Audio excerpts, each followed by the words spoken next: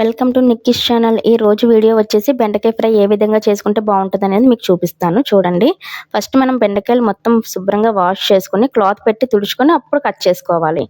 Next వచ్చేసి stove on చేసుకుని ఒక ప్యాన్ పెట్టుకొని అందులో 2 కప్స్ ఆయిల్ వేసుకోవాలి. ఆయిల్ కొంచెం హీట్ అయిన తర్వాత నెక్స్ట్ వచ్చేసి అందులో పోపు వేసుకోవాలి.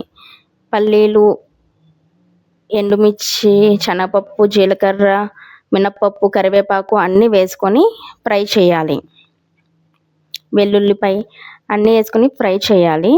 అవి గోల్డెన్ కలర్లోకి వచ్చే వరకు ఫ్రై చేయాలి. ఇలా పోపు వేయడం వల్ల ఫ్రై బాగుంటుంది. పోపు మొత్తం గోల్డెన్ కలర్లో వచ్చిన తర్వాత బెండకాయలు వేసేసుకోవాలి. అందులో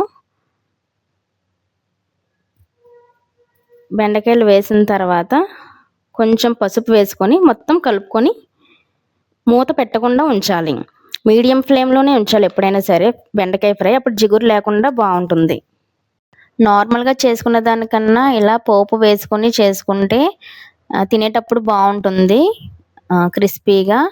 నెక్స్ట్ వచ్చేసి మూత మాత్రం బెండకాయ ఫ్రై చేసేటప్పుడు ఫస్ట్ నుంచి ఎండింగ్ వరకు కూడా మీడియం ఫ్లేమ్లో పెట్టుకొని బెండకాయ ఫ్రై చేసుకోవాలి.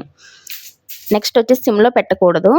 ఇలా వేగిన తర్వాత వచ్చేసి మనం 1.5 స్పూన్ సాల్ట్ వేసుకోవాలి. 1 స్పూన్ ఫుల్గా కారం కూడా వేసుకోవాలి. సాల్ట్ కూడా లాస్ట్లోనే వేయాలి, ఫస్ట్ వేయకూడదు. నెక్స్ట్ కారం వేసిన తర్వాత సాల్ట్ వేసిన తర్వాత ఒక 1 మినిట్ మొత్తం వేగితే సరిపోతుంది. 1 మినిట్ కలుపుకొని ఉంచుకోవాలి. 1 మినిట్ అయిన తర్వాత మనం స్టవ్ ఆఫ్ చేసేసుకోవాలి. ఇప్పుడు సాల్ట్ అవి సరిపోతుందా చూసుకోండి ఒకసారి. ఓకే, ఈ విధంగా బెండకాయ ఫ్రై చేస్తే చాలా బాగుంటుంది. పిల్లలు కూడా చాలా ఇష్టంగా తింటారు.